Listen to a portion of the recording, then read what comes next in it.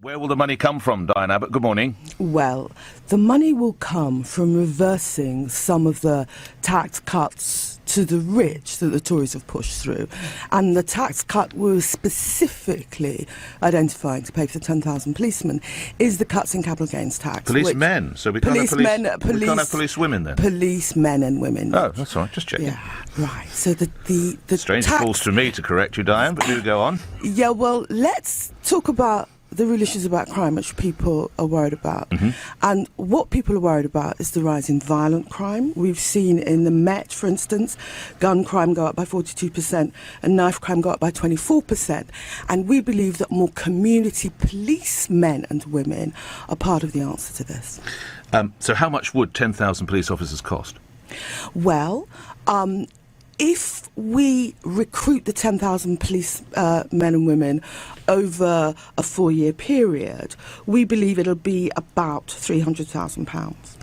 £300,000 for Sorry, 10,000 police officers? What are you paying them? No, I mean, sorry. How much will they cost? It will cost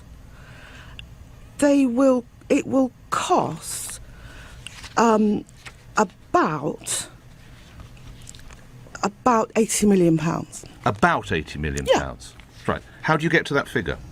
We get to that figure because we anticipate recruiting 25,000 extra police officers a year at least over a period of 4 years. And we're looking at both what average police wages are generally, but also specifically police wages in London. And this will be funded by the reversing, in some instances, I think, the cuts to capital gains tax. But I'm right in saying that since Jeremy Corbyn became leader of the party, that money has also been promised to reverse spending cuts in education, spending cuts in arts, spending cuts in sports. The Conservatives say you've spent this money already, Diane Abbott. Well, the Conservatives would say that. We've not promised the money to any area. We've just pointed out that the cuts in capital gains tax will cost the taxpayer over £2 billion, and there are better ways of spending that money. But as we roll out our manifesto process, we are specifically saying how we will fund specific proposals. And this morning I'm saying to you that we will fund the 10,000 extra police officers by using some, not all, but just some of the over £2 billion. The 80 million is the figure we use. Yeah. But if you, I don't understand. If you divide 80 million by 10,000, you get 8,000. Is that what you're going to pay these policemen and women? No, we're talking about a process over 4 years. I don't understand. What is he or she getting? 80 million divided by 10,000 equals 8,000. So what are these police officers going to be paid? We will be paying them the average... Has this been thought through? Of course it's been thought through. Where are the figures? The figures are that the additional cost in year one, when we anticipate recruiting about 250,000 policemen, will be 64.3 million. 250,000 policemen? And women. So you're getting more than 10,000. You're recruiting 250,000. No, we are recruiting 2,000 and perhaps 250. And the cost... So where did 250,000 come from? I think you said that, not me. No, I can assure you said that figure because I wrote it down. What I'm saying about the costs is in year one, obviously, we're getting ready to recruit. Right. But in year two, the cost will be 64.3 million. In year three, the cost will be 139.1 million. Right. Year four, the cost will be 217 million. And year five, the cost will be 298 million.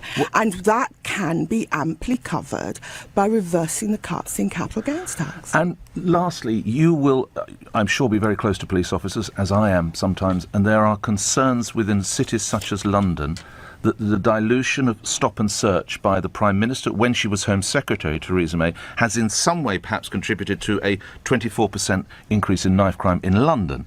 Where do you stand on stop and search, Diane Abbott? I support evidence-based stop and search, but we know in the past only a tiny fraction of stop and search revealed actual crime, mostly people carrying drugs for personal use. And the reason for the rise in knife crime are very complex. They're to do with young people sadly thinking they need it for self-defence and so on.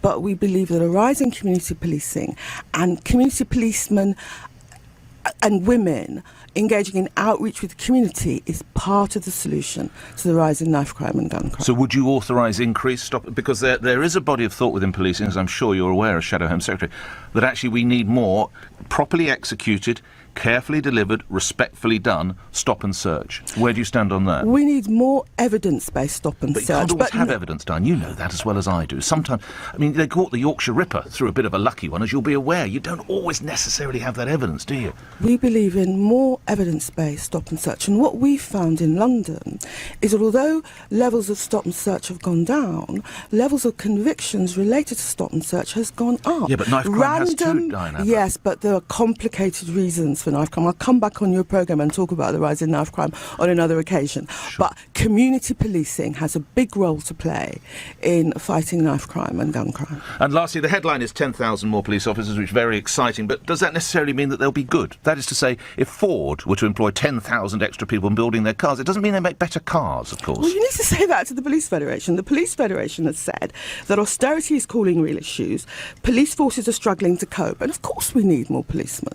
You need to say to the Police Federation and if you police think... women, Diane. You've got a real problem with this, you know. You've got to get into the modern day, Diane. You keep saying policemen. We have police officers. And you, Nick, need to talk seriously about crime. I do. I talk about it every single day, I assure you, Shadow Home Secretary, and I've enjoyed talking to you.